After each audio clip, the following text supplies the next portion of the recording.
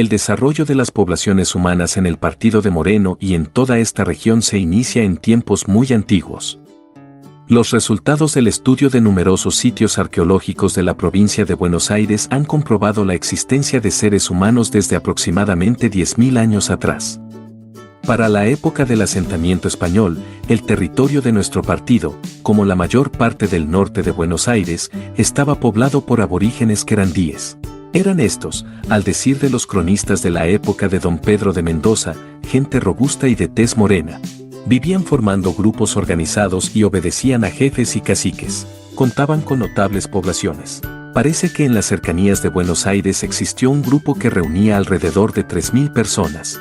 Sus chozas estaban construidas con ramas, hierbas y cueros de los animales que cazaban, especialmente el venado pampeano y el coipo. Levantaban sus campamentos en las proximidades de los cursos de agua y lagunas. Pescaban en los ríos como el Reconquista utilizando redes y con el pescado hacían harina. Eran muy habilidosos en cestería.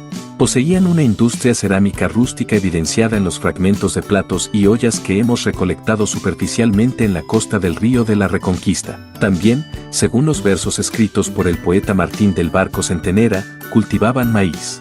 La disminución de sus poblaciones tuvo que ser consecuencia de la represión de que fueron objeto para desalojarlos de sus tierras, especialmente con la llegada de Juan de Garay y también por las enfermedades traídas por los españoles, como la viruela y el alcoholismo. Posteriormente influyó el maltrato por parte de los encomenderos en la medida que se producía la ocupación española de las tierras cercanas a Buenos Aires. Desde los primeros años de la fundación de Buenos Aires, nuestro actual partido fue atravesado por el Camino Real del Oeste. Dicho camino fue descubierto en 1586, segaramente en base a rastrilladas indígenas, por don Rodrigo Ortiz de Zárate a pedido del rey de España. La circunstancia de que la corona obligara a transitar solo este camino tenía el propósito de impedir el contrabando. Ello determinó que se constituyera en el más importante de la etapa colonial desde y hacia el interior. Su recorrido atravesaba las actuales tierras de Moreno y tuvo distintas denominaciones a lo largo de los siglos: Camino Real, de los Reinos de Arriba, Camino General del Oeste, de los Correos, etc. Dentro de nuestro partido el antiguo trayecto coincidiría actualmente con algunos tramos de la Autopista del Oeste y Ruta Nacional número 7. En ese entonces no se trataba de un camino recto y parejo como los que hoy conocemos. Su recorrido torcía a cada paso para esquivar los accidentes naturales que se presentaban. Los obstáculos más importantes lo constituían las zonas anegadizas, los ríos y arroyos. Incluso los cardos representaban un gran peligro debido a los frecuentes incendios y los robos, pues podían servir de escondite para los asaltantes. Hasta la construcción del Puente de Márquez, en 1773, el cruce del río Reconquista que, por aquellos años y hasta 1954 conservará el nombre de Río de las Conchas, se realizaba utilizando aquellos sitios en que el lecho del río presentaba afloramiento de toscas que al ser más resistentes a la erosión hídrica formaban pasos ovados de poca profundidad. El más conocido de estos, en lo que hoy es Moreno, fue el Paso del Rey que estuvo ubicado unos 150 metros aguas arriba del puente ferroviario. La población de nuestro territorio, que formaba parte del cuartel 4 de la villa de Luján en la etapa colonial, desde 1755, vivía en torno a las actividades de las estancias y la prestación de servicios a lo largo del camino, en especial las postas y pulperías. Moreno lleva esta denominación en homenaje al Dr. Mariano Moreno, secretario de la Primera Junta de Mayo. Su nombre fue impuesto por la Sociedad del Camino de Hierro de Buenos Aires al Oeste al inaugurarse la estación, el 12 de abril de 1860. Esta sociedad ferroviaria fue una compañía fundada con capitales aportados por hacendados de nuestra provincia. Poco tiempo después, ya con el nombre de Ferrocarril al Oeste, la empresa será adquirida por compañías inglesas que en 1864 habían construido el ferrocarril al sur y en 1865 el ferrocarril del norte. El 12 de enero de 1854 le había sido otorgada la concesión por el gobierno de la provincia de Buenos Aires a la Sociedad Anónima del Camino Ferrocarril al Oeste. Las primeras de estas concesiones fueron otorgadas con liberalidad, con el fin de estimular la iniciativa privada y vencer el escepticismo de los accionistas. El Estado provincial cedía a las compañías la propiedad de las tierras adyacentes al trazado de las vías. La llegada del ferrocarril fue un acontecimiento asombroso para la época. Donde antes solo existían estancias dedicadas principalmente a la ganadería, ahora se instalaba la modernidad representada por el camino de hierro.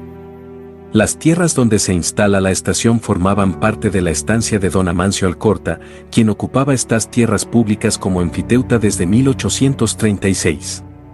Llamó la atención al fiscal del estado que Alcorta lograra escriturar estas tierras a su nombre en 1858, dado que entonces se encontraba vigente la Ley de Reserva de Tierras del Estado desde el 31 de agosto de 1857.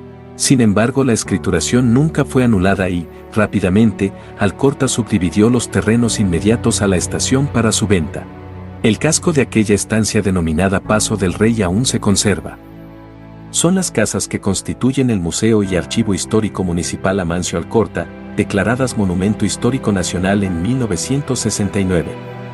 Como consecuencia de la llegada del ferrocarril y la inauguración de la estación, surgía una nueva comunidad cuya población comienza a organizarse, surgiendo las primeras viviendas, comercios e instituciones.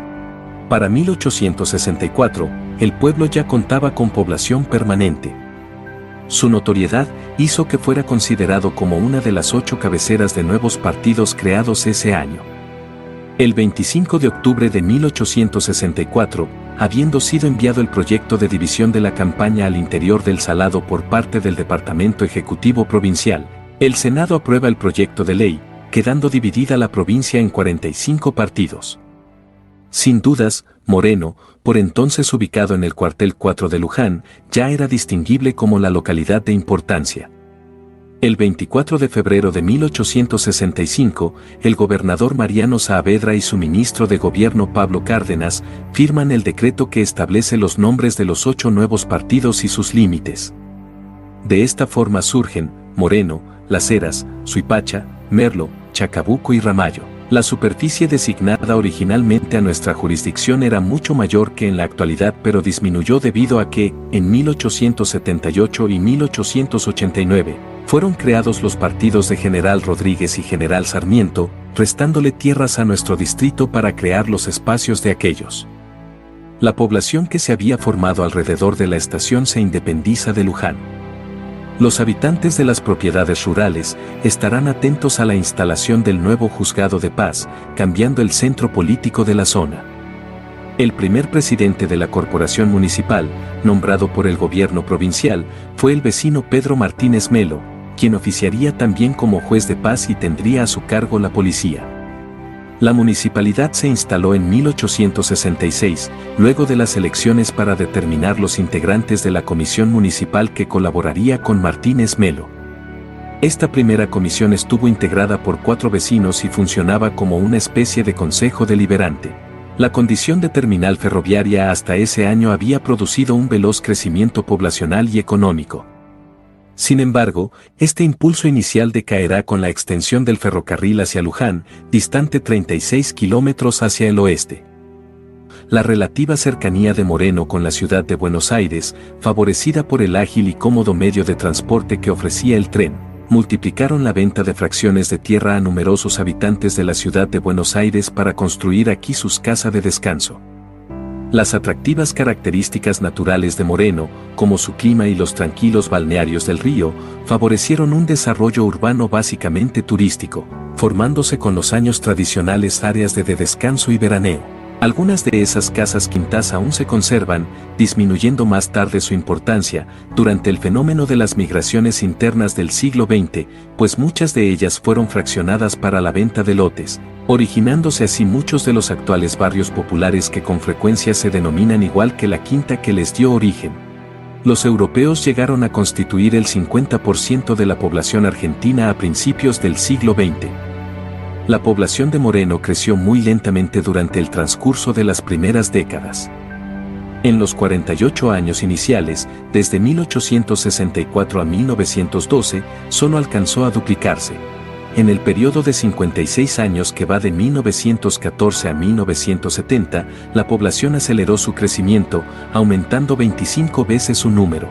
La inmigración de origen europea a Moreno fue el factor principal de su crecimiento demográfico hasta los inicios del siglo XX, representando el 37,1% del total en 1895, con predominio de italianos, españoles, franceses e irlandeses. Sin embargo, ya en 1914, los inmigrantes de Europa disminuyen representando el 31% y apenas el 15,9% en 1960. El crecimiento demográfico más importante de Moreno se desarrolla a partir de la década del 1920 y esta vez los nuevos pobladores serán originarios de otras provincias argentinas o de países limítrofes, ya que nuestro territorio ha sido uno de los polos de atracción de las migraciones internas que se inicia por esos años. Moreno quedó incluido en el Gran Buenos Aires en el año 1947, integrando actualmente el segundo cordón. El Gran Buenos Aires es una extensa área urbana que ha crecido rodeando a la capital federal. Su extensión se reconoce por conformar un inmenso espacio de tierras de edificación continua. De acuerdo al último censo del año 2022, Moreno tiene 576.632 habitantes.